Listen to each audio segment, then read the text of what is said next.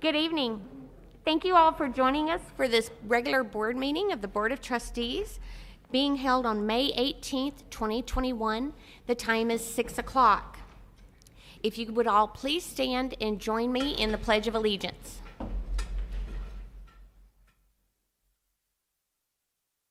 I pledge allegiance to the flag of the United States of America and to the republic for which it stands, one nation, under God, indivisible, with liberty and justice for all. Thank you. You may be seated.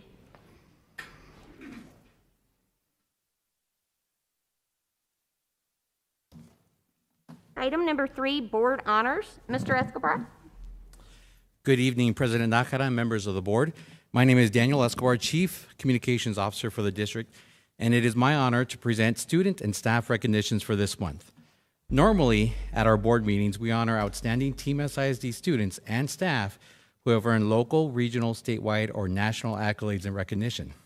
Due to the COVID-19 pandemic, we have not been able to bring in those students, those exceptional individuals and teams. However, they are still deserving of a moment in the spotlight. To recognize our students and staff who have earned recent honors, we have posted an article on our website along with an animated presentation. We also are sharing it on our district social media accounts. This month, we are honoring 10 students for winning the Team SISD Awards at the 2021 District Art Show, 8 outstanding middle school students who won Platinum Awards in the citywide Junior Vase Art Competition, the Pebble Hills High School Boys Wrestling Team who won the 2020-2021 UIL 6A District Championship, 13 SISD individual wrestlers who qualified for and competed at the state level, including 1 outstanding athlete who claimed the state championship title, the El Dorado Varsity Girls Track and Field Team who won the 2020-2021 UIL 25A District Championship, and 2 exceptional SISD track and field athletes who qualified for and competed at the state UIL competition. And in closing, we're asking that our community please view the recognitions online. Also, like and share the post so that we can all help celebrate their achievements. And that concludes our recognitions for this evening. Thank you. Yes, ma'am.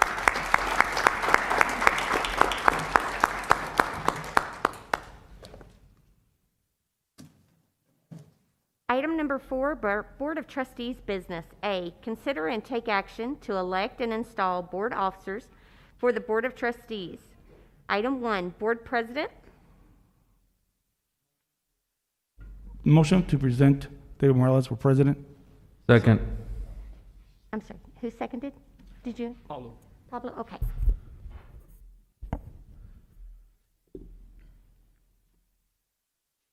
I have a motion by Mr. Mena and a second by Mr. Barrera to appoint David Morales as president. Any further discussion? All those in favor? Aye. All those opposed?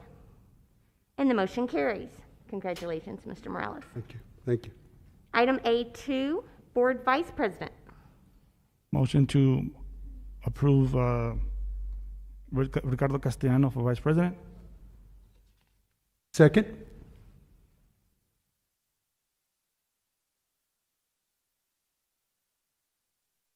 I have a motion by Mr. Mena and a second by Mr. Morales to appoint Ricardo Castellano as vice president. Is there any further discussion?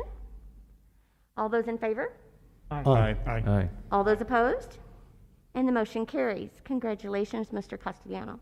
Motion to approve Mr. Eddie Mena for secretary, board secretary. A second.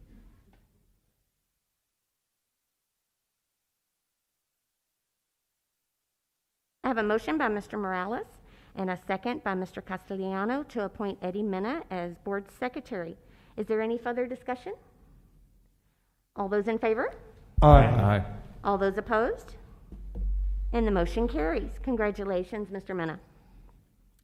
At this time, we will call for a short recess so that we can rearrange, and we're going to take our group picture at that time.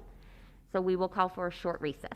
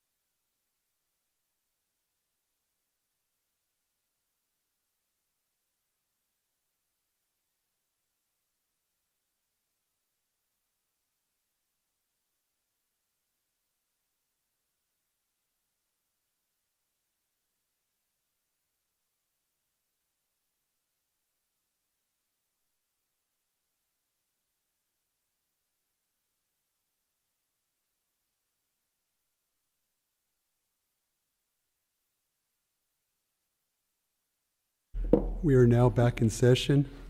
Before we begin, I'm going to apologize. This is very new for me. I'm going to have my colleague here kind of guide me through this. I didn't expect to take the reign tonight. I just didn't even dawn on me. Thank you for this opportunity. At this time, we're going to talk about item 6. Item 5, open forum. Before we do that, I'll go ahead and make sure we're all on the same page. We greatly appreciate those individuals who have requested to speak to the board during open forum in regards to a specific agenda item. We are bound by certain time constraints in order to cover all the items on the agenda, and therefore must limit presentations to 5 minutes. Please respect the rights of others in your presentation. By law, the board cannot take action upon or discuss any item which is not posted on tonight's agenda, but we will give all presentations our serious consideration. Thank you. Let's proceed to open forum. Our first individual we can call up is Melissa Mendez. Melissa?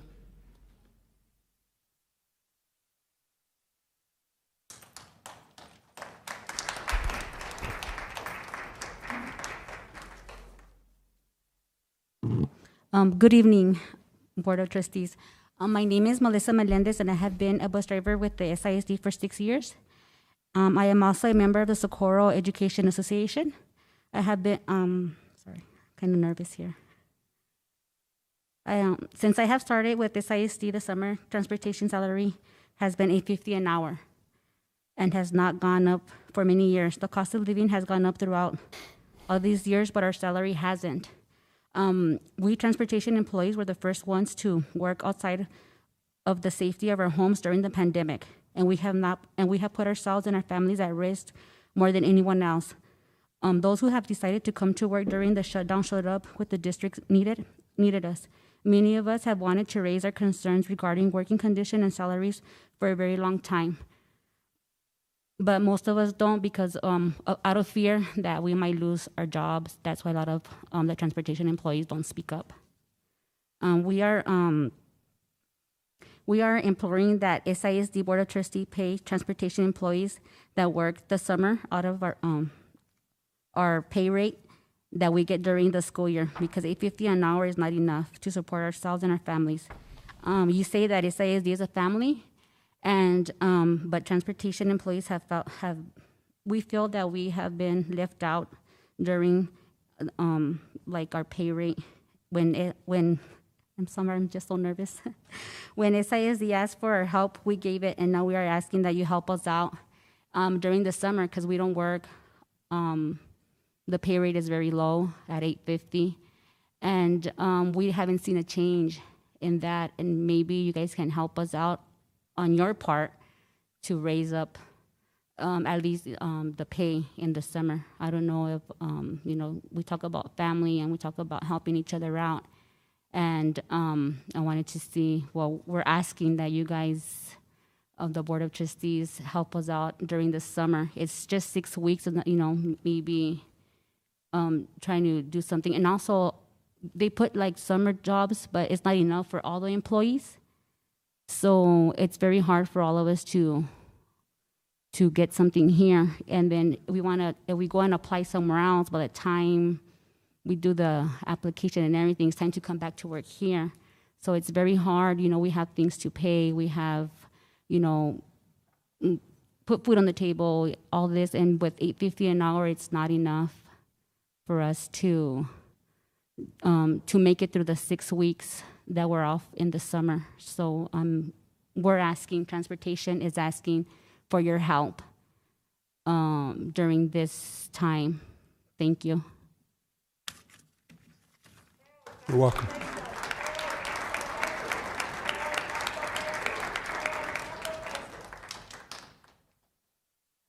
Our next speaker is Rosie Perez.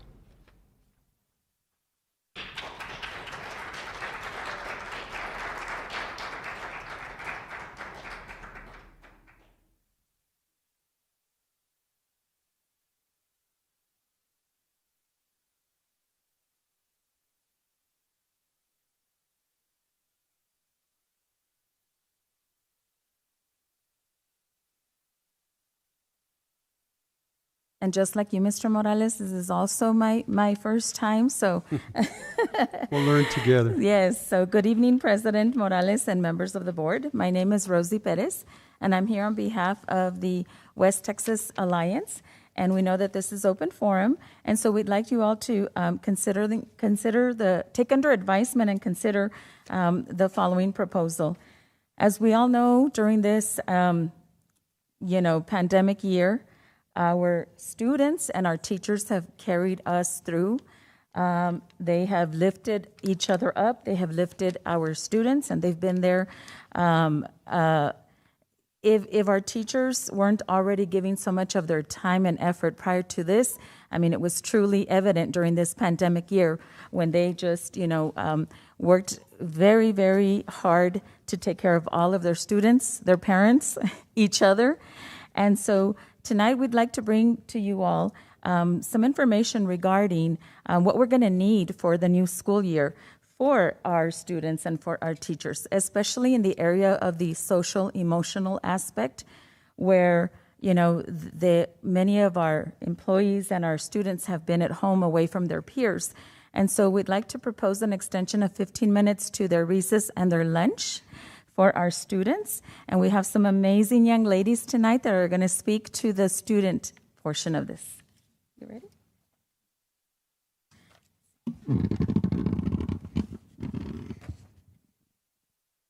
Dear board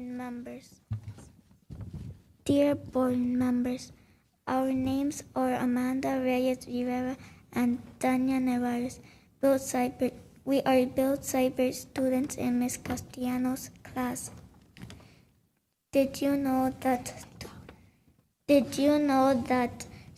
students do better in school if we get more recess time? Recess is important to our health. How? First of all, students take more than 112 tests per year. This is very exhausting. We get very little time to eat our food. We throw away our food because we want to go play outside. There is not enough time to eat and go play. This makes us hungry during class. We are not able to concentrate because we are still hungry. Did you know that students will work more and are less fidgety in class if we had more recess time?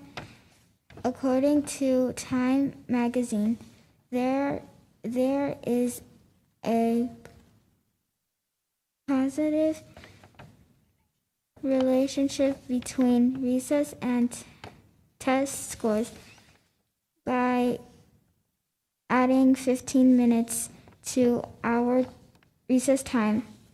It reduces behavior problems. Students will focus more and will be happier in school.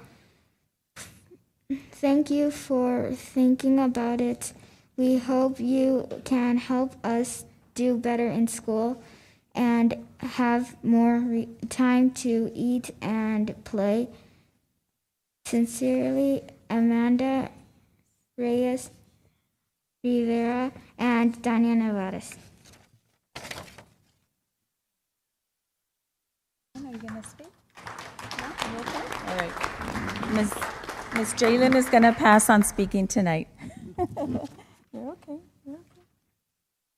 So these young ladies are with our WIN program at Bill Seibert. So they have an extended daily schedule up until 4:30, 4 days out of the week. And so they more than anybody can attest to the need for the extended recess time. And so in keeping with the required 76,500 minutes per year, of 420 daily minutes, our teachers have gone above and beyond any other district here in our region by 30 minutes a day. And so even if we consider the 15 minutes and it is given to Our students and our teachers, they're still banking 15 minutes a day for over 2,000 minutes per year. So thank you all. Thank you. Thank you.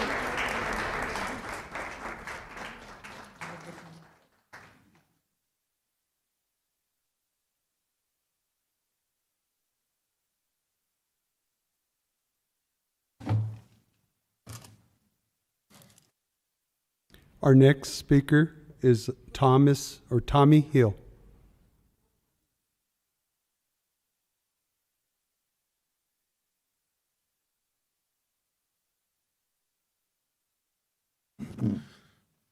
How you doing, Mr. Morales, President? Nice.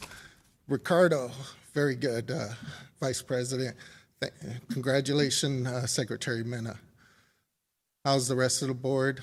Ms. Nahara, Mr. Nahara, Paul Guerra, Pablo Brea. It's good to see you guys. Okay. They're talking about the $8.50 an hour summer. It should not be $8.50 an hour. It's absurd. We are gonna come here and represent a minimum wage increase. That minimum wage increase is gonna be above that $8.50 an hour. We need to talk about this. I know we can't do any action tonight, but we need to put it on the agenda for future use before this comes into effect for the $8.50 an hour. It's absurd having $8.50 an hour. She's right. And I fully stand behind my transportation employees. We might be different unions, but we're still transportation. So I agree with that. Okay, so we did a 4% raise in April, $1,000 bonus. We know we shouldn't have done it that. You guys did not have all the information. You guys got a lot more information now. We need to reopen the raise. We need to reopen the bonus. That needs to be done. There's a lot more money in there. There's a lot of money that you guys know that just came in. $67 million district just got. 20% of that money has to go for COVID relief. That leaves, that's $13.2 million has to go for COVID. That leaves open $54 million. You tell me we can't up our raise? We were already supposed to have the money for the raise at 4%. District has been running at probably about an 80% clip. We haven't been 100%. All that money that this district has saved, where's that go? That's gonna go into the fund balance. $54 million, we don't do something, that's gonna go into the fund balance. We already got a fund balance of $115 million. Do we need a $200 million fund balance? We're not gonna take care of the employees? It needs to open. So we know if we open this, we can fix this.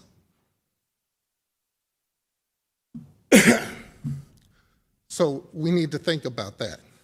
I know we got a June 1st meeting coming up, and that's a financial.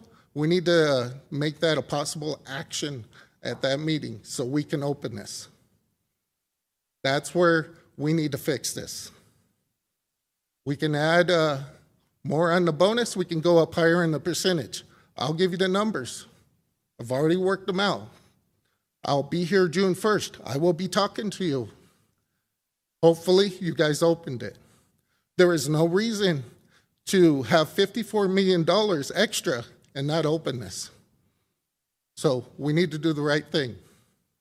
Thank you very much. All right.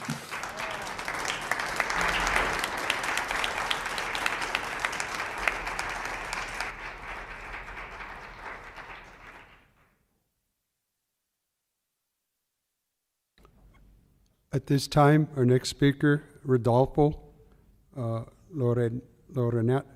Let me try to get this. Lorenio, the third. Can you help me there, please? Laureano. Okay, thank you. I'm just trying to read it here. Good evening, Board President Morales and the Board of Trustees. My name is Rodolfo Labriano, and I have been working for Socorro Independent School District for 14 years. I am also a member of Socorro Education Association. Socorro Education Association is asking that SISD Board of Trustees give the old drivers the same respect as the new drivers. We are asking for a $2 per hour raise to show that they value the old drivers as much as they value the new drivers. SISD has given an increase to the new hires with permits only, which range almost or over $15 per hour to start, while the old drivers stay the same. Myself, with 14 years of bus driver experience and 10 years trucking experience and 2 years of tankers experience, I myself is making $17.38 an hour, and I had to start from the bottom at $10.11 an hour. What we're suggesting is that to look into the pay raise for the new employees and give us the same amount that they gave the new employees to add to the old seniority drivers that we have. Okay, on May 12, 2017, I became a trainee / instructor for the Socorro Independent School District. I also have designed the training program for the bus drivers to get certified drivers. Before this program was created, we were certifying 2 to 3 drivers every 6 months. Now we hire or train 98 drivers in 2019 alone. Okay, with this new program, and we have not gotten knowledge for this program. They have been they've been hiding it as volunteer or extra work at the 187 days. We would like it to become 239 so we can continue training throughout the summer, and we'll have work. Also have a lot of my full-time drivers that are retiring but not getting replaced with new part-time drivers. Many employees are leaving this district because there is no full-time employment goals to reach. We would like our employees with seniority to be placed on full-time status so we can get the opportunity to get paid in the summer as well. Employees' compensation shouldn't just be about recruiting new employees, but keep those who have been working with the district for years and taking care of their financial needs, just like we take care of the district's needs. Thank you. Thank you.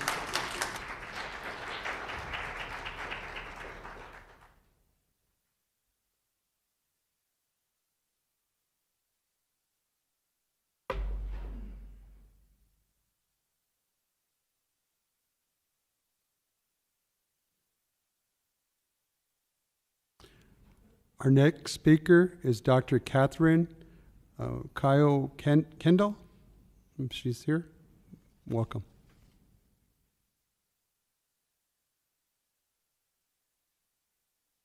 Good evening. I am Dr. Catherine Kirkland. I am a mom of 5 children. 3 of my children attend James P. Butler Elementary, and 2 are not yet of school age. As a parent, one of my main concerns is having my children at school for in-person, traditional, face-to-face instruction. In order to best serve all students, the district must completely separate any virtual learning from face-to-face instruction. Offering virtual school is not a bad thing in itself. However, it can negatively impact the education of all students if it is not run appropriately. The only way to offer virtual instruction without negatively impacting the education of the students and the experience of both the students as well as the teachers is to have a separate virtual academy that runs at its own campus with its own principal, staff, and teachers. The virtual academy should not be a subset of a brick-and-mortar school. It should be its own entity. It is not fair to the teachers, the administration, or the students for a campus to be juggling both. My second concern is the amount of time my children have spent on devices even while attending in-person school. I understand the district has already attained a 1-to-1 ratio for devices for the students due to the pandemic. There is a need and a purpose for technology as a supplemental tool, even in traditional learning settings. However, it should not be used to replace human interactions, such as face-to-face instruction, group work, social and peer interactions, hands-on learning, unstructured play at recess, or physical education. It is critical that children not only learn academics, but that they learn how to develop relationships and interact with others off of the screen. My final concern I'd like to address is the lack of effective communication between the board and the community. Communication needs to go both ways. Parents need to voice their concerns and feel like they can. At the same time, board members need to respond to parent communication. I was asked to be on the parent panel for planning the 2020-2021 school year. All parent microphones were muted. A PowerPoint with an already decided on plan was presented, and questions written in the chat were left unanswered. It is disingenuous to create a parent panel where parents have no input. Having a meeting to check a box is not true parent involvement. During this school year, my communication has been ignored at the campus, district, and board level. This blatant disregard for parent input creates an unnecessary lack of trust between parents and those who act on behalf of the district. The board is to represent the public and be the link between the community and the school system. However, the actions of the board regarding the appointing of the new trustee at large have shown a general disrespect for community members. With only a portion of the old board and no newly elected board members present, the board filled the vacant trustee at large position with the candidate who lost the re-election bid for the seat 2 years ago. The people who the board by definition should represent voiced their opinion through public election, and the board reversed the results. This was disrespectful to several parties. The current board members who were not part of the interview or selection process, the newly elected board members who will be working with the new trustee for at minimum the next 2 years, community members who went to the polls and cast their vote for who they wanted to represent them, and the 14 other candidates, myself included, who took the time to apply and interview for a position that was seemingly never available to anyone aside from Mr. Nahara. It is our responsibility to help every student achieve their highest potential as a learner and a citizen. Parents cannot be involved if they are not informed, and a lack of transparency will always result in a lack of trust.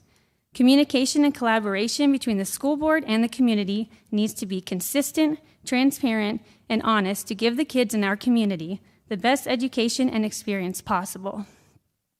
I'd like to thank you for the opportunity to speak at this meeting. I am happy to discuss these concerns further when there is no set time limit and an interactive discussion can take place. Feel free to contact me personally. I know some of you already have my contact information. It's time to use it. Thank you. Thank you.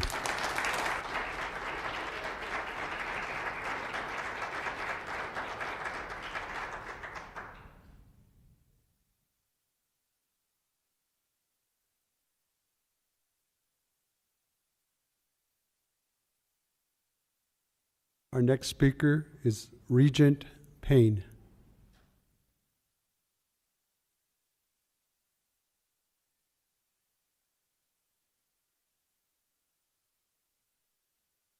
Hi, my name is Regent Payne. Just to give you a little background information, I have 4 children in SISD, all straight A students, all stars, GT, Citizen Award winners. All are currently in elementary, so I'm going to direct my comments about elementary. I am studying to be a nurse practitioner, and my husband sees as many as 12 children as a general dentist. First, I want to bring to light, at the very last decision, the old board majority chose Mr. Espinoza over our children. They chose to pay him over $600,000 tax dollars and failed to reserve that hard-earned money for our teachers, staff, and children. Do they need funds? Just today, a teacher commented she needed to supply her own paper and paint all year, and the entire group of kinder teachers were not allowed to reset their copy privileges. It's such a small amount. I'm not sure why we can't help them. I am hopeful the new board will choose our children. To choose our children, SIC should invest to improve our healthcare advisement team, to be expertly skilled in interpreting and speedily applying evidence-based guidelines. Evidence-based practices is using the most up-to-date research. The best hospital facilities in the world incorporate this concept. When we apply evidence-based research, SISD provides the most efficient, highest quality, safest, and most cost-effective education.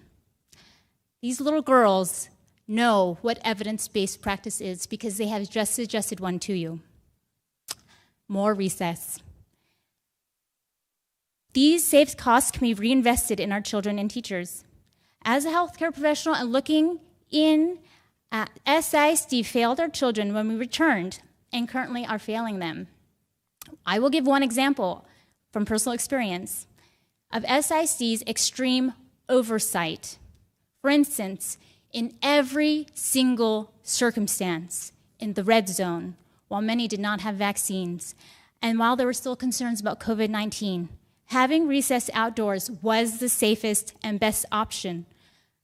However, they stayed indoors, requested or required not to talk to watch TV, kept like prisoners on passive electronics. How is that safe? This is SISD's take on evidence-based practice. The second example deals with equipment. TEA and CDC said contact surfaces do not transmit the virus. A very low percentage. There has not been a case of fomate transmission to a child.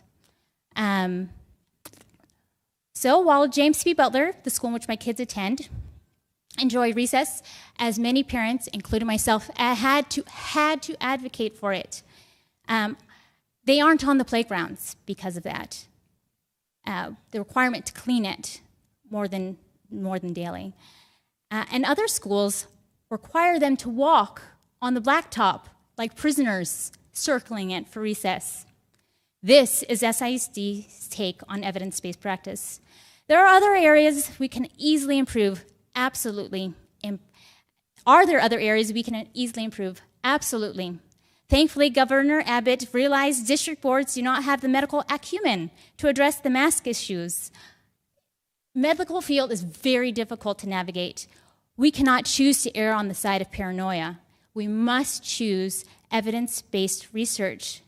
Fear cannot create school policies that can harm our children. The consequences of mitigating the issue cannot be larger than the risk itself. This next year we may not have masks, but what will we impose on them? Will we require them not to talk? Will we impose that they not turn their heads at lunch? We will continue to be on blacktops. Will we punish them for breaking the rules we have in place? These ideas seem silly, but they are currently happening. My little one cannot speak with her mask down. The list will go on and on if we do not improve our healthcare advisement team to expertly be skilled in interpreting and applying and making sure our principals are aware of them and following them. We don't have we don't have a joint commission to watch over us. We have 2 months to do this, and we can. I would like to support Dr. Kirkendall's sentiments, and I would be happy to continue discussing with you further in further focus groups. Thank you for letting me talk. Thank you.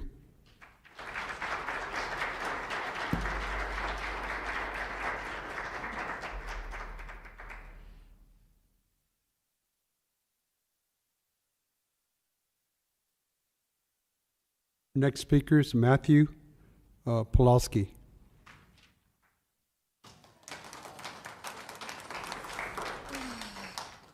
Do I just stand to the side?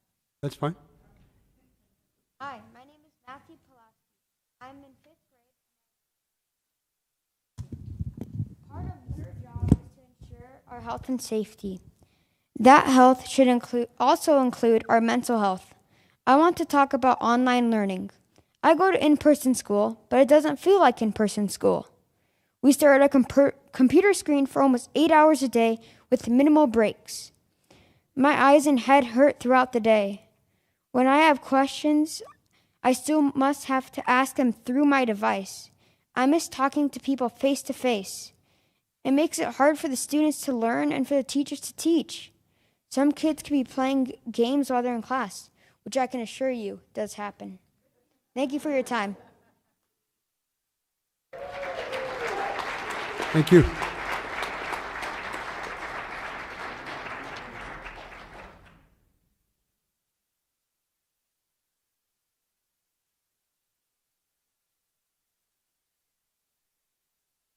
Next, we have Michael Polowsky.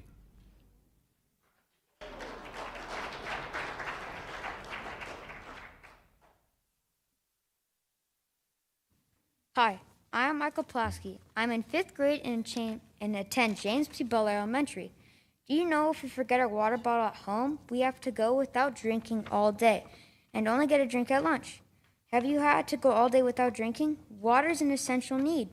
Can we please get water fountains back or at least purchase backup water bottles for kids and teachers who forgot theirs? Also, kids are tired of sitting behind a screen. We should use devices as tools and not for the whole day. Since we're on these devices all day, I get headaches. It is hard for me to focus when I have a headache. Using a keyboard and mouse all day makes my wrists and hands sore. There are also a lot of issues with the internet. Every day someone has an issue in my class. I feel bad for my teacher as she tries to fix the issue and continues to teach us at the same time. It's not her fault, but it disrupts and delays our learning. I do not feel I'm getting the same quality of education as I had in years before, even though my teacher is an amazing and fun teacher. Please do us and teachers a favor and get us off devices for next school year. Thank you for your time.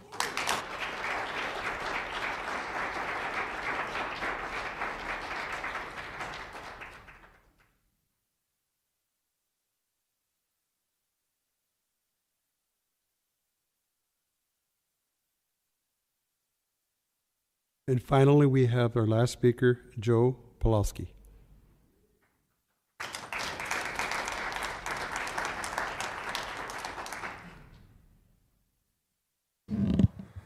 Good evening, President Morales, the board.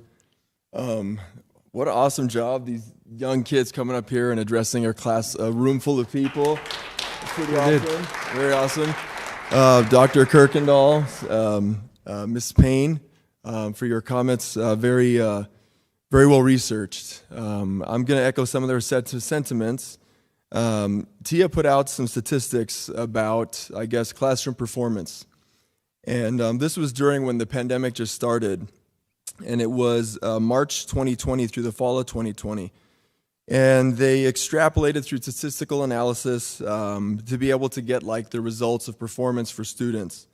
And what they saw was, due to the closures and things, that the students were 3.2 months behind, in addition to the 2.5 months they were down in summer. So that was the beginning of the pandemic, and we learned and we adjusted and adapted, and the pandemic was a big scary thing, and we didn't know what it was. But now a lot of things, a lot of changes are happening, and the 30% of the state of Texas has been inoculated. We're finding out now that the rate of spread with kids isn't nearly what we thought it was going to be. Many of the faculty and staff have had the opportunity to be vaccinated, and I'm a parent of 4 kids that go to SISD schools, 1 middle schooler and 3 elementary school students. And so I've got to see it from the perspective of on-device parent support and the effort the teacher goes through to try to help the kid get the assignments turned in. We're in a situation where my wife's able to help my kids. I couldn't imagine the situation for other families where a parent isn't home. And so I guess my goal and what I'm trying to say here is the pandemic isn't as mysterious as it once was. And as we're sitting in this room, as you are seated there, a couple of you have masks on, the rest of you don't. The students don't have that opportunity. And so it'd be wonderful if masks could become optional and give us as parents the ability to have our kids do what we feel safe with. And if we feel safe letting our kid go to school without a mask, to assume that risk, but to give that back to us as parents. And to be able to let our kids, like these young ladies we're talking about, to be able to participate in activities and be able to resume some kind of normalcy, particularly for situations of special needs. My brother is 24 years old, but he is autistic with mental retardation. He had an IEP his whole academic life. He lives with my parents still. And I wonder, oftentimes, like right now with this pandemic, how underserved are those students, those kids, and I'm going to say it, disruption it could be for those families that don't have the support of a speech therapist, that don't have the support of an occupational therapist, that don't have that support and that respite. And so I think as now we have more of these people being vaccinated, more of the staff, more of the the educators, the administrators, I think it'd be wise and for the betterment of everyone to, in line with the CDC, in line with government agencies and so forth that are following now as they're saying, if you're vaccinated, you don't need a mask, to kind of let the reins go a little bit and to take comfort in that you're not acting rashly, but that you're in line with the CDC and that it's going to better serve these groups that need it, like children. We have a hard time sitting at our computers all day. When we were little, recess was what we looked forward to. They don't have that opportunity. And so, speaking as a kid that was getting kicked out of class because I was that kid, recess was everything. So I just want to echo the sentiments of Dr. Kirkendall, Mrs. Payne, and the youth here that came. Just keep that in mind, that it isn't as big and scary as it was. And this is our district. We want it to be successful, and I think it's time for us to let go of the reins a little bit and to let some of that normal come back and to embrace it and to continue to be smart, but to let that normal happen. And I think it will help everyone, teachers and students both. Thank you.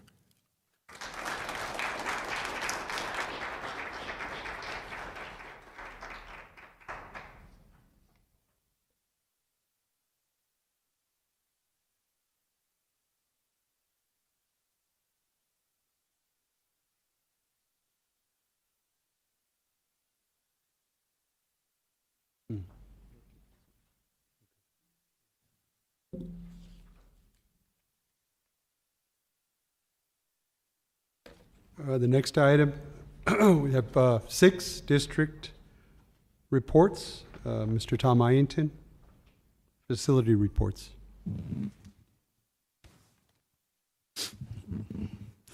Good evening, President Morales, members of the board. In your Friday packet, you were sent some fact sheets on all of the projects. So they're going to be shown on your screen, and hopefully you'll be able to see them on your computers also. And then we'll have pictures along with them. The first project is, of course, Socorro High School, at which we start out, because that's our project that was the #1 project going into the bond program and the study that we put together. Socorro High School has been under construction for a while and is really moving. We have actually taken possession of a lot of the areas, the athletic fields, the band marching fields, and tennis courts, and some other things.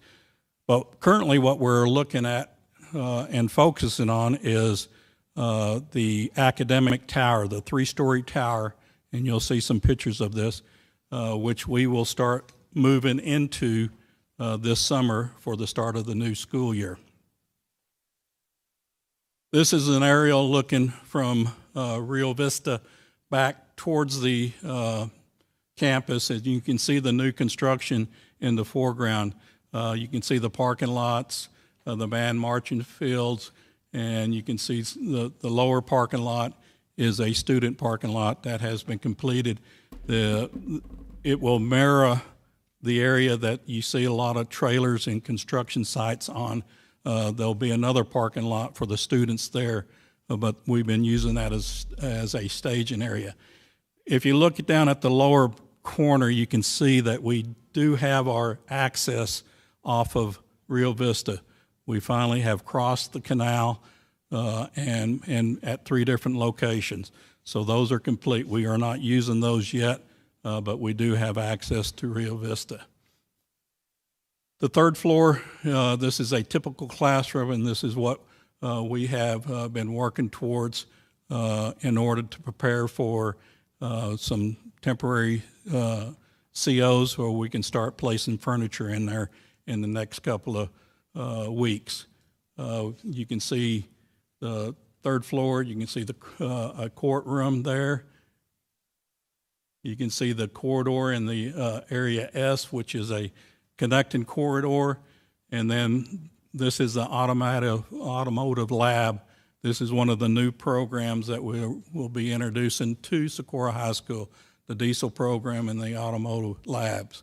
Those are coming along, and those are on the end of the building as you are looking at that aerial. What we're going to be moving into, and what I want to show you here, is if you look in the center of the page, you see that big blue area.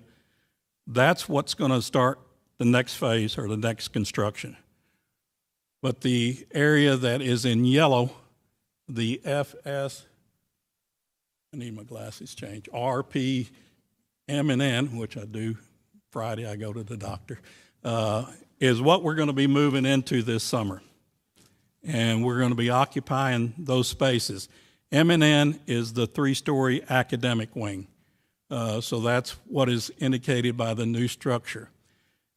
Off to the right, you can see the existing structure to the remain. That is basically the existing facility.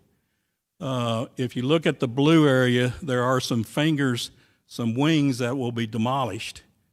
And there's another wing that will be demolished that's kind of connecting that.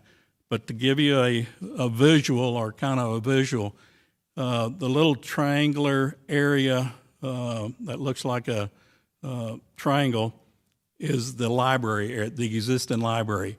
We are going to demo everything back towards the new structure, and everything north of that is going to remain.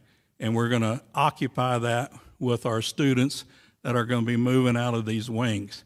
The whole premises on Socorro High School was to keep the students in existing classrooms and not put them in portables. And that's what we have been working to. So you can see that the existing structure will remain, and the pit is the little triangle area. It will stay open this year until March of 2022. We've worked it out with athletics, Coach Cal, and that will be in function all this fall for basketball and volleyball and basketball. And then in March of 22, we will take that and we'll start a renovation, and we'll have it done by August of 22 for the fall of that year. And then everything that was in that kind of orange area now is under construction from next June, a year from now, till August of 2023. And that area in the blue is basically athletic fields. So that's what we're working with at Socorro High School, and we are, everything looks good that we will be able to move in and get everything ready for the start of this school year, and most of the students will be in new classrooms. The next school is Montwood High School. Montwood High School is coming along. In fact, I was there this afternoon and had the opportunity to see 12 of our young men and young ladies sign letters of intent to various colleges. And the only Division I school that was there was Texas Tech.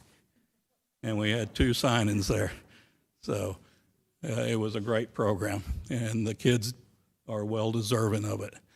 So Montwood is coming along. We are working.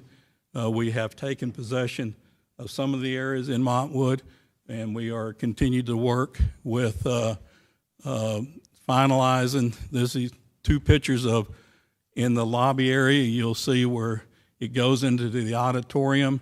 And then on the right-hand side, you can see that the auditorium is a lot bigger than what it was, a lot bigger, and you're looking down towards the stage. America's High School is moving along. This was one campus that we were able to jump on as the other high schools too during the pandemic, and were able to get in and do some work when the kids were not in the facilities. But you can see that we have the food science and kitchen space finishing up. We have the food science on the one side and the kitchen areas on the other side. So we're in finish mode on America's High School, and that project is looking real good at this time. This is some of the locker rooms in the fine arts area, and then we've got the dance floor, which is under the new construction. The band room is starting construction, and then we're starting to work in the expansion of the dining room outside of the kitchen area to increase the dining capacity at America's High School. And this is the aerial of the fine arts entrance, and then you can see the exterior view of the science lab, which is off of Pelicano, and the fine arts entrance is off of Peter Cooper, the side street. El Dorado High School is moving along. We've taken a lot of early possession on a lot of that campus and doing a lot of punch list on it. The new science wing, we're installing the millwork in all of the science areas, and we added actually two areas. No, that's actually, excuse me. We actually added 2 levels of science rooms at El Dorado High School. The next one is, this is the slab area outside of the existing cafeteria. We're going to kind of enclose that little courtyard that was there, and then this is the slab, which will be the new cafeteria. The new student activity complex, I don't have any pictures, but we've had meetings last week. This project is moving along. We anticipate going out for bids and proposal. This is a competitive seal proposal where we'll complete the drawings, put it out for proposal, and get the bids in, and we'll review those bids and bring them back to the board for approval if the bids come in well. So the project is moving, and we anticipate to be doing that this summer. The auxiliary gyms, we did 3 phases of auxiliary gyms, and we call them BP1, BP2, and BP3. Bid package number 1, which consisted of Benito Martinez, Evita Chavez, Ellen Ball, Luan Chavez, O'Shea Keller, and Sergeant Ituarte, are completed. They have been using those facilities. So we are actually doing punch lists and warranty items to those projects. Bid package 2, which is Vista Sol, Horizon Heights, Loma Verde, Myrtle Cooper, and Sierra Vista, is under construction and should be completed this summer. As you can see, this is VDS, Vista del Sol. You can see that how the exterior of it looks and how we had to work with the retaining walls and the ramp going up to it, and then what it looks like on the interior. The Horizon Heights, same thing. This is the entrance, and then we are finalizing the interior. A lot of rough ends have been completed, and we're starting to put up the wall pads and installing the overhead doors to the garage doors. Loma Verde is the same thing. It's a little bit further along. You can tell by we've done some landscaping out front, and we are finalizing the interior. You can see the overhead doors in the picture on the right. Myrtle Cooper, exterior, a little bit behind the other projects, but we are catching up on that. All of these projects are the same size, within inches. I'm not going to, one might be an inch bigger than the other, but they were all designed, 16 schools were designed with the same floor plan. So they're all 4,200 and roughly 4,200 square feet. Sierra Vista, you can see that the exterior canopy area is on the overhead doors, and the interior is proceeding. The final phase, bid package 3, is the Valley Schools, Campestre, Escontrias, Hilly, Waco, and Rojas. These projects are really moving. I wouldn't be surprised if one of them finished before bid package 2 finish. They are moving good. They're moving fast. This is Campestre. You can see the exterior, and then you can see the back where they're completing the masonry walls. This is a Escontrias. You can see that we're already beginning to roof the Escontrias one, and then the interior with the overhead doors. Hilly, same thing. We've got it all enclosed, and they're working on the interior, and we will start the interior sheathing in the next week or so. Waco, you can see that it's all the masonry on the outside is done. It's roofed in, metal decking, and it'll start its roofing here in the next week or so. Robert Rojas is a little behind because we had to move a line that was in the location of the gym, but it's catching up with the other ones. The building out front is the technology facility. Last Friday, we received the temporary certificate of occupancy to move furniture. And so the furniture is in a warehouse here locally, and we are scheduling that to start moving our furniture, only furniture. We can't occupy it yet. We can only move our furniture into it, and we will be getting our temporary CO to occupy it in the next 3 or 4 weeks. But you can see this is the aerial that shows the loop in front, kind of looking back towards it from this building, and then the building on the right is kind of what it looks like facing Rojas. Interior, this is the reception area as you come in on the left, and then on the opposite side is the lobby area in front of the flex area. Those accordion-looking openings on the right-hand side opens up into a big meeting room that can be divided into 2 spaces. And it'll have the flexitorium seating that will pull out, and you can either have 1 lecture hall or 2 lecture halls or 1 big one, and it can expand out into the lobby area. The data center, the brains of the district, where all the student data and everything is being set up on the 2nd floor, and it's behind lock and key, and only a few people can get into there. But that's the brain thrust of the district.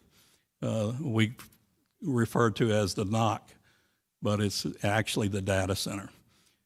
Some breakout room. The glass area is overlooking that lobby area that we saw in the other picture.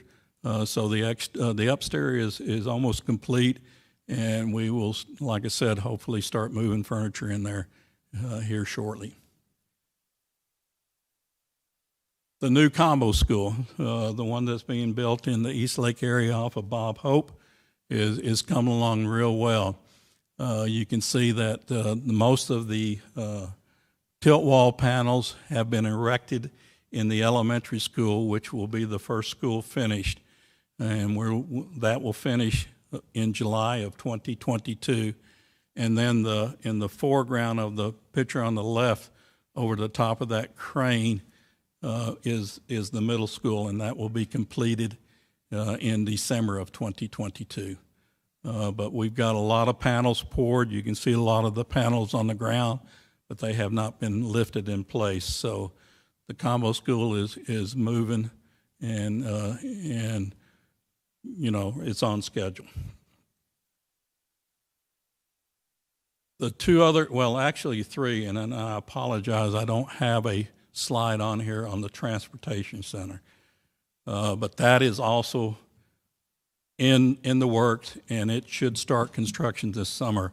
I will incorporate that in my next presentation, where we're doing a canopy for the mechanics and then relocating some of the miscellaneous equipment and stuff so they have a better working operation.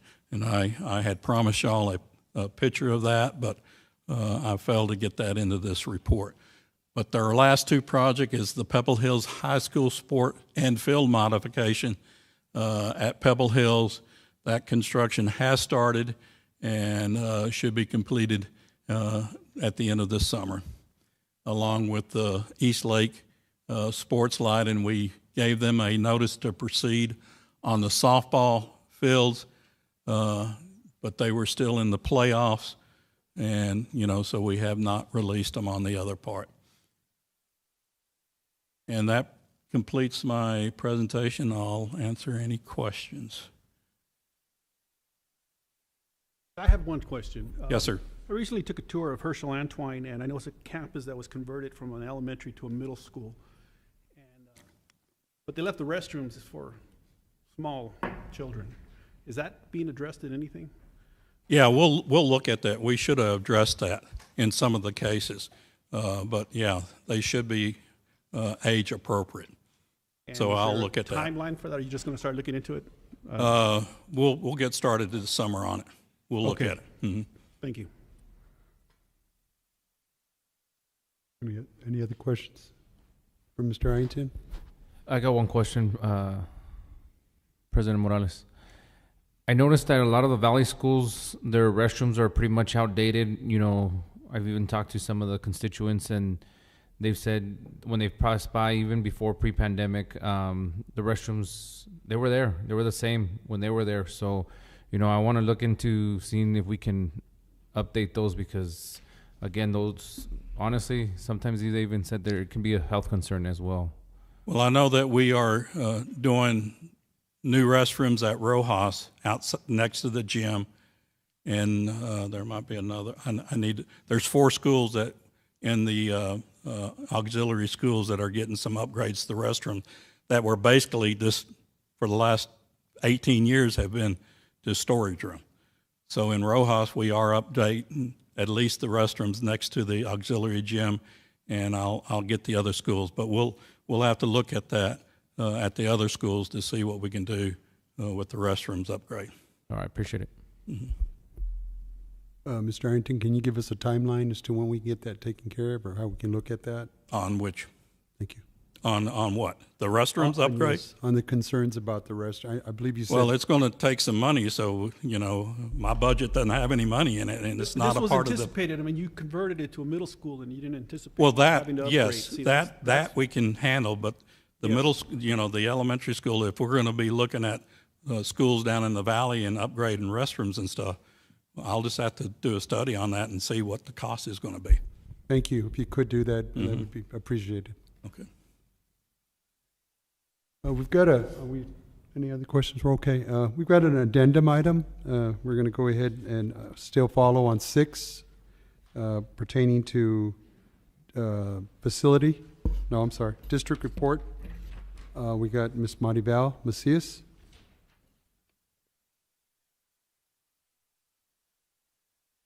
And we'll be talking about the back to school plan. Yes, sir. Congratulations, President Morales. Members of the board, I'm Maribel Macias, Assistant Superintendent for Administrative Services. This school year has included various challenges and uncertainties, but together we have maneuvered through a global pandemic, and we are weeks away from a strong finish. The steady and significant decline in the number of COVID-19 hospitalizations and the availability of COVID-19 vaccines for individuals 12 years of age and older are both great indications and conditions that they are improving. We're getting better. We see the light at the end of the tunnel. For the first time in 14 months, we've had children here with us today. For the first time as a board, you all are sitting in your dais. So you are truly giving us that indication that we're going back to normal.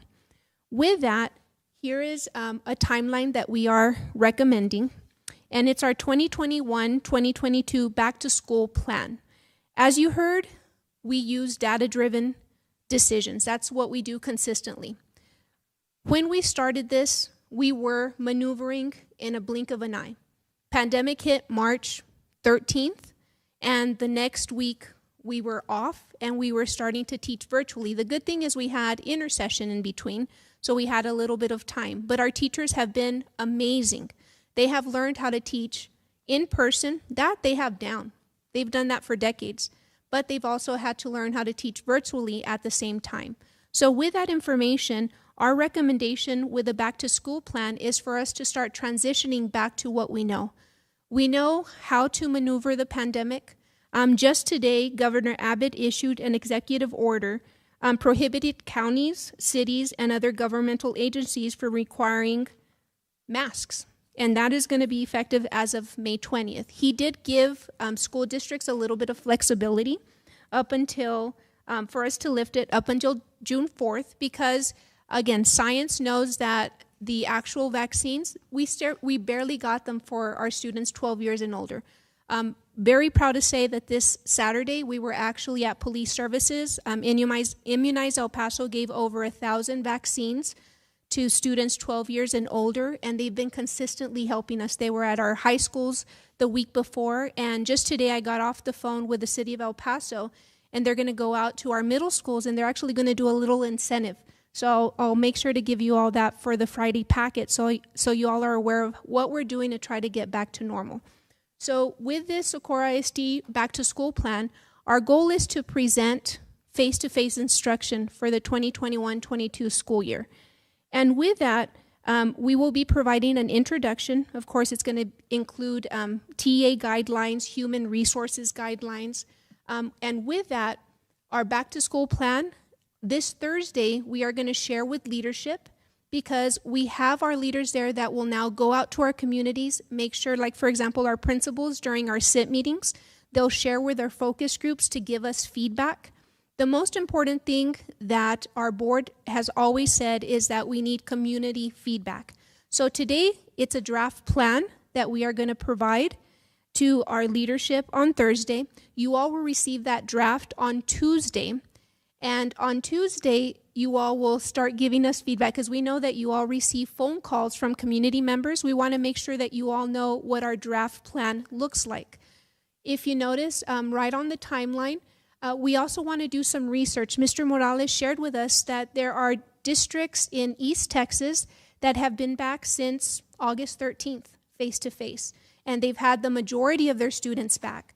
So we want to go learn from colleagues that are in East Texas. He shared with us Wiley ISD, and that is something that we would like to go visit. And again, for transparency, we want to make sure that we let our community know what we're going to be doing as we're developing the plan. The next item on the plan is our virtual community meetings. We do want, and if you notice, there's 6 community meetings scheduled. We are going to put all the information on our website. They're going to be virtual. And we have 4 that are English for our English speakers, and we're going to have 2 community meetings that we're going to facilitate in Spanish. And it's so important that we get feedback, because we do know that there are 2 extremes. We do have family members that are very conservative. When we started this, implementing our safety protocols, that's when we were in the red. We were 50% or higher hospitalization rate. Now, very excited to say that I think we're 57 days in the green. And as of today, I had never seen this number before, 4.34% hospitalizations. So in El Paso, we're doing what we need to do to keep each other safe. So now it's time to start transitioning those safety protocols. As you saw, we had usually, matter of weeks, a matter of a month or so to get all of our safety protocols together. In April, we started our safety task force, and every single person on that task force has developed protocols, again, pandemic in the red, and now we're in the green. So that same safety task force is developing, and we're transitioning to less restrictive guidelines so that we can start getting back to our normal, what that's going to look like. So with that, just to highlight some of the items that our back to school plan will have, it'll have our social emotional procedures. That is very important. Data shares that, or shows that we went into a pandemic, we went into lockdown, we were at home. We know that we're going to have to now start transitioning back, and our Students are going to need that support. Our teachers are going to need to know how to help students transition back. I know my own child, for a while, she was like, ooh, am I okay if I go too close to somebody? Is that going to hurt you? So those are the things that we're going to want to provide our teachers. We're going to want to provide them those tools because there are everything. There are the boots on the ground in the classrooms, and they need to have those resources. So our counselors are going to have those resources for them. The other thing in our plan is going to be on-campus learning systems, returning to the face-to-face instruction.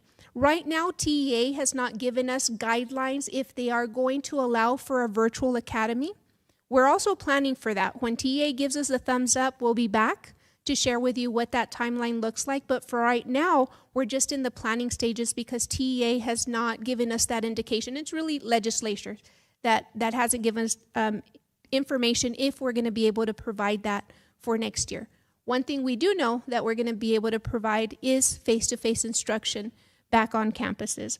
So curriculum and instruction, those exemplars, those tries and truths. So we're going to make sure that that's in the presentation. Professional learning communities, the professional development.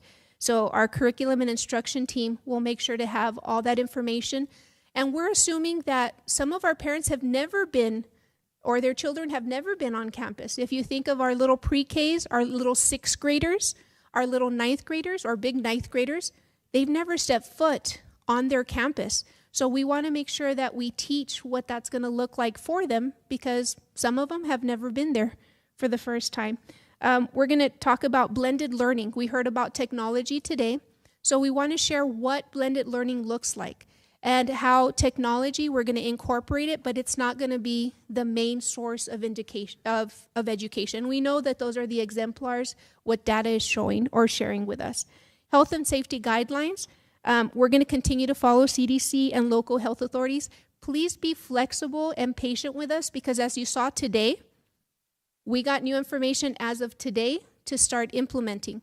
In a school district, 47,000 plus students, we need to roll it out, have systems to make sure that all of our stakeholders feel comfortable as we are transitioning based on, again, those experts that we have. And of course, we'll have information on e-swipe, PPE, contact tracing, rapid testing, vaccinations, our disinfecting protocols, our protocols for our ventilation systems that we have. So that'll all be included in the plan that we have. That way it's transparent for our entire community, of course our board, so that we get that feedback within that time frame. We're also going to share about athletics, fine arts, CTE, library services, dual credit, MATE programs. I could go on and on because we have so many things here in Team SISD, but we want to make sure that if we can, we put everything within the plan so that individuals can provide us feedback, and not just that, so that everybody knows the endless opportunities that we have here in Socorro ISD. And with that, the last thing that I want to share is that in mid-April, we started transitioning. We started seeing us going into the green, and we started transitioning, for example, for recess.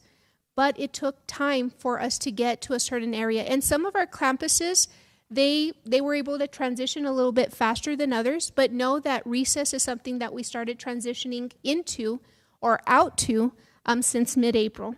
Visitors and volunteers, initially when we were in the red, we were pretty much in lockdown. Our students and our teachers that were in our buildings were the ones that we felt were safe to be there. In mid-April, we started opening our doors, and that's where we have to, again, de-escalate those protocols that we have because we do know that our volunteers and our parents are part of that community.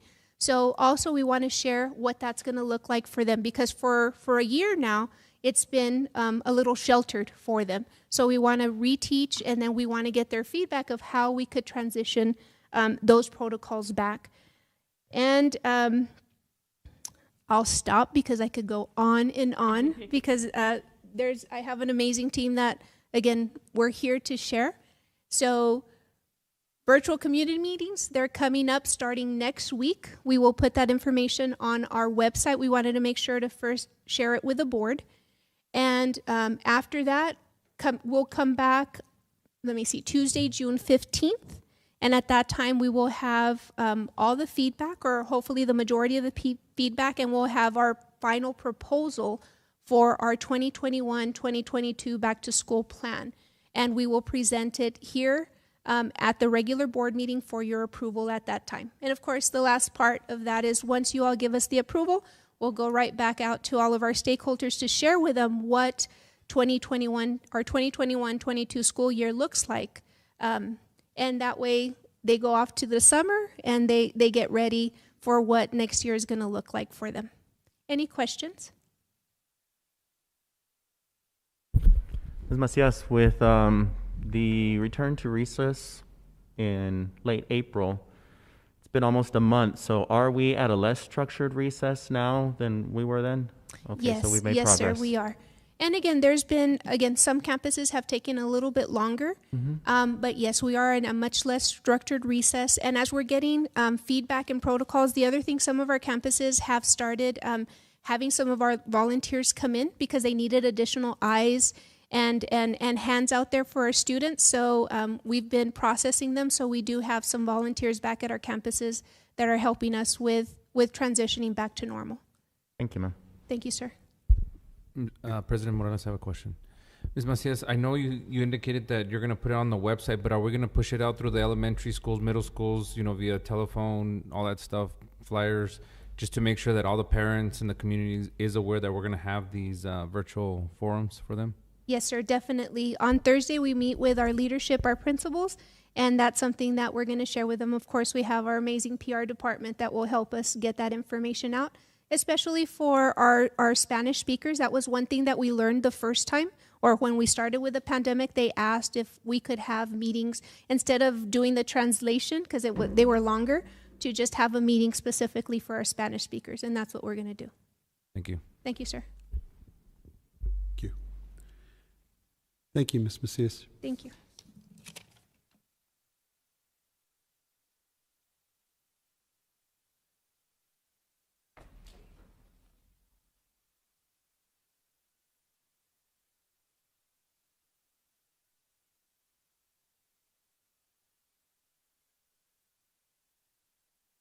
We're going to move to item 7, consent agenda. We're consider approval of board meeting minutes for April 20th, 2021, regular board meeting, April 26, 2021, May 4th, 2021, May 5th, 2021, and May 12th, 2021, special board meeting.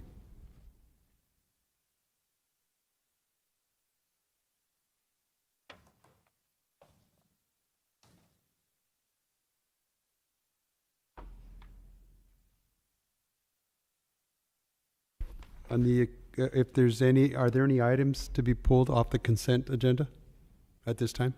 A. Say A. Yes, ma'am. President Morales, administration recommends to pull item E2 for discussion.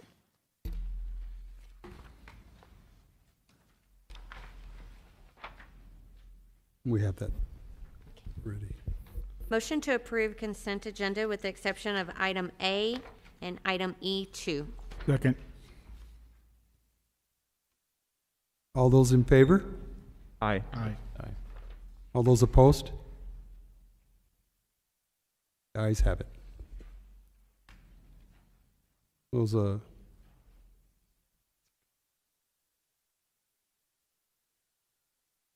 okay, Mr. Nahara, Michael Nahara, at this time, item A. We can go ahead and call for a vote since I wasn't participating in any of the meetings. I just want to abstain from the vote. I can't attest to their accuracy. Okay, I understand. Okay. And then the other item, we have... Still need a motion. I'm sorry? We still need a motion, sir. Okay. Motion to approve. Second.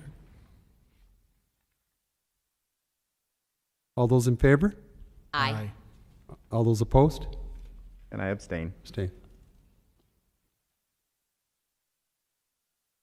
The other item that was pulled was number 2, E2, agreement National Math and Science Initiative College Readiness Program. President Morales, members of the board, my name is Carmen Cruz, and I'm the Assistant Superintendent in charge of high schools. I know there was a question at finance in regards to this agreement, so I just wanted to answer any questions that you may have.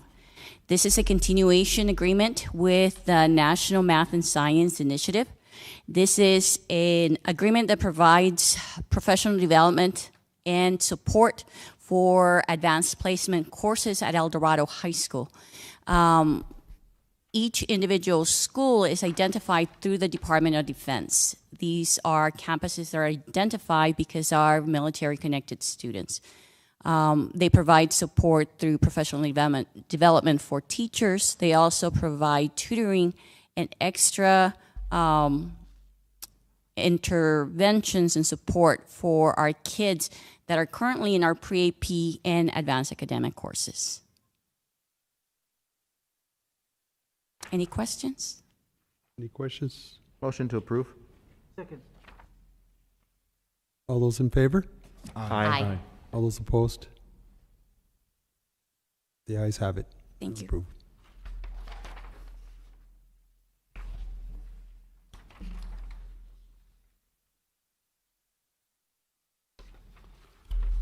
Item 8, new business.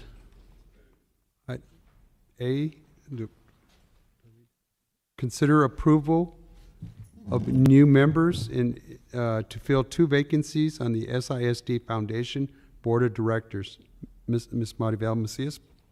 President Morales, the SISD Foundation met on April 13th and unanimously selected the following individuals to fill in the current vacancies on the SISD Foundation Board of Directors.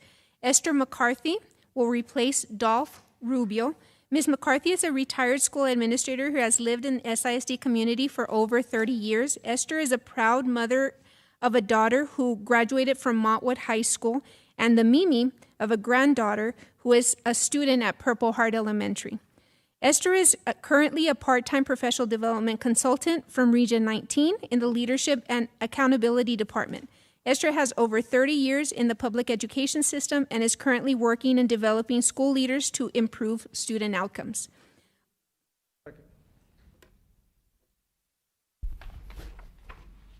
Since it's only one line item, do we have to approve them separately or together?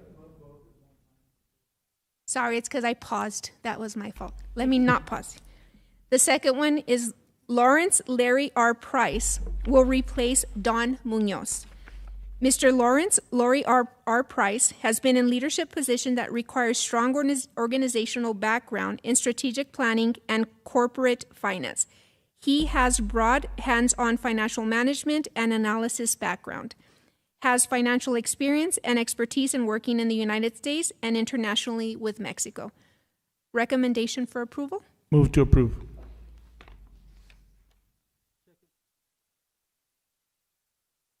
At this time, are there any questions and discussion on this?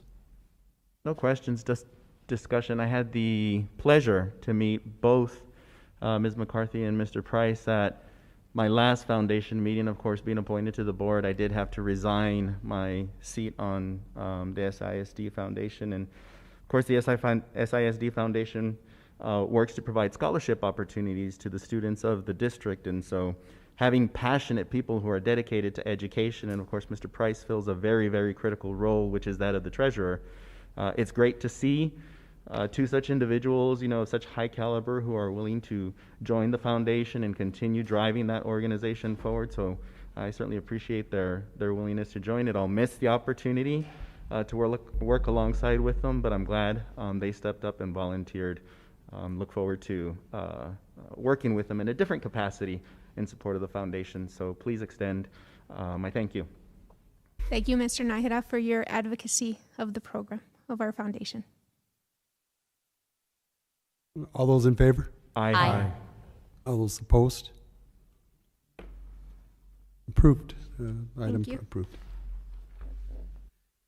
Next item, we're looking at 8B, consider approval for the 2021-2022 hazardous routes for the Socorro ISD. Yes, and at this time, I would like to call up Ms. Jackie Gutierrez, our expert, our Director for Transportation.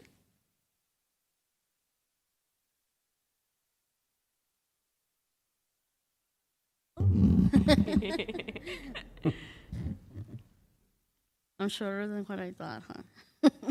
I still say I'm 5'2", okay? No. Good evening, President Morales and members of the board. Congratulations to all of you, and thank you for your service. My name is Jacqueline Gutierrez, Director of Transportation.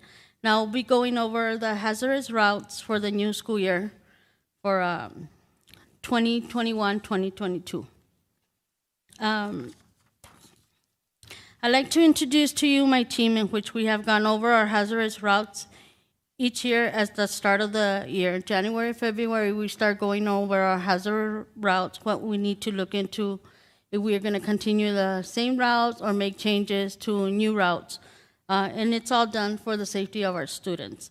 First, I'd like to introduce to you two of my coordinators, Ms. Judy Moore and Ms. Rachel Torres. And I have also our route specialist, Mr. Adrian Perez.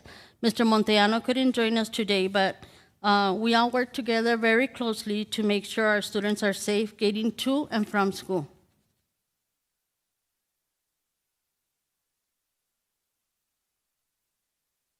Socorro ISD 2021 proposed hazardous routes list to continue service. It's Texas Education Code 42.155D. Our Texas guidelines govern our transportation guidelines. Bus transportation is provided for students in the special education as determined by an ARD committee and eligible general education students who live 2 or more miles from their schools or in the area specifically designated as a hazardous route will receive bus transportation.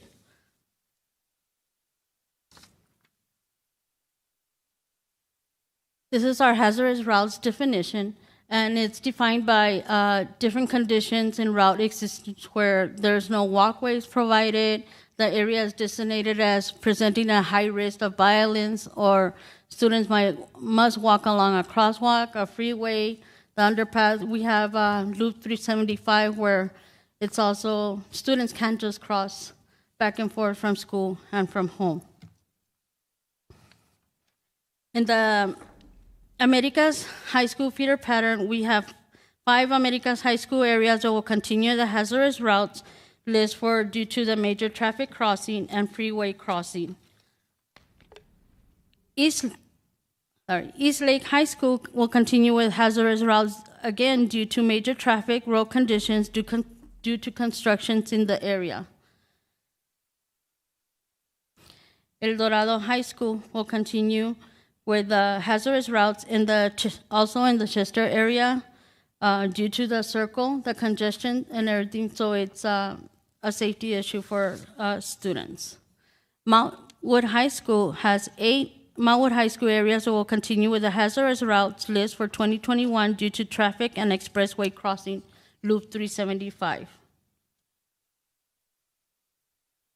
Pebble Hills High School, the Puentes routes are removed due to the grandfather boundaries expiring in 2021-2022 for this school year. Sergeant Carrasco will continue with buses due to the condition of the construction in the area for students to walk safely to and from school. And we have our Socorro High School feeder pattern. Socorro High School area will continue with buses due to major traffic safety and railroad crossing. Also, there's certain areas in the Socorro High School that has a resolution 558. It was amended due to the comparison of condition, the flooding, the safe walkway for the students. This amendment was a resolution in the Del High, San Agustin, and the Grijalva subdivision to hazardous due to traffic conditions in high-risk area.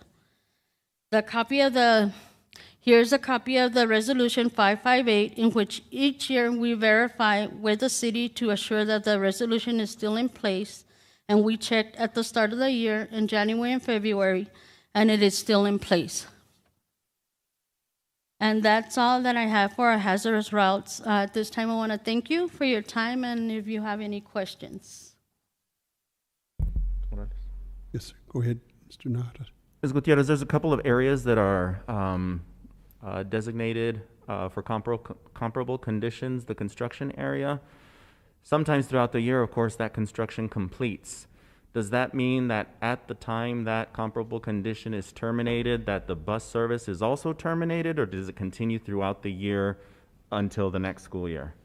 Most of the time that we still continue for that school year. That way we give the parents time to make adjustments to prepare for the new school year. Good, thank you. Thank you. Any other questions? Anything for discussion? Motion to approve? Second. All those in favor? Aye. Aye. All those opposed? Item B, approved. Thank you. Thank you. The next item, C, consider approval of additional administrator certified and non-certified contracts. Recommendation for 2021-2022 school year. Good evening, Board President Morales and members of the board. My name is Rudy Campoya, Chief Human Resources Officer for the school district. And tonight I'm bringing to you for approval 2 employment contracts for 2 administrators. These contracts were previously approved by the board in March as probationary contracts. However, both employees have submitted documentation, an updated service record, which qualifies them to receive a term contract. So I'm bringing both contracts for your approval as term contracts for both individuals for the 2021 and 2022 school year.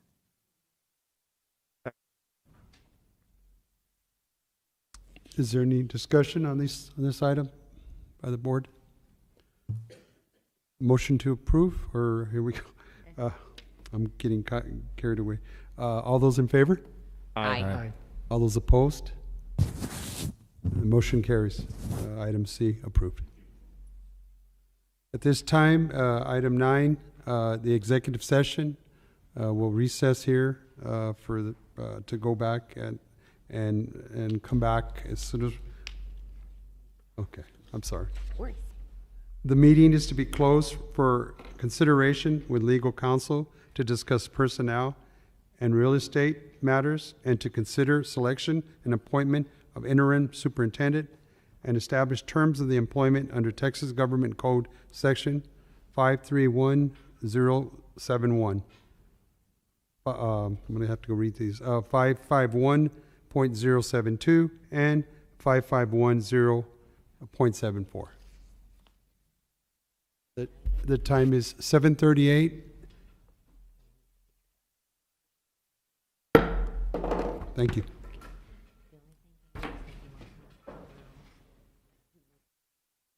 The meeting is now back in session. Time is 9:10. Thank you for your patience. The meeting is to be closed. Our meeting, is that basically? Oh, new business. Okay. Number 10, new business. Discussion and possible action regarding the selection of an appointment of an interim superintendent and establish terms of the employment. Mr. Blanco. Thank you, Board President Morales, members of the board. We had a discussion in closed session about your options for reviewing and possibly selecting and appointing an interim superintendent. The board during that discussion would like for Mr. Morales, as the board president, to contact a short list of individuals who were identified, gauge interest of those individuals, and then bring back interested parties to the board for final action. That will occur at a future special meeting. Right now, what you need is just a motion to authorize the board president to proceed as discussed in closed session and contact the short list of individuals who were identified. Motion to proceed. Second. Any other discussion on any items? No discussion? Who was the second? Mr. Motion was made by Mr. Pablo. Yes. Barrera. Second by Mr. Mena. Thank you. All those in favor? Aye. Aye. All those opposed? The ayes have it. The motion carries. Thank you. If there's no further business, we're going to go ahead and adjourn. Thank you. The time is 9:11.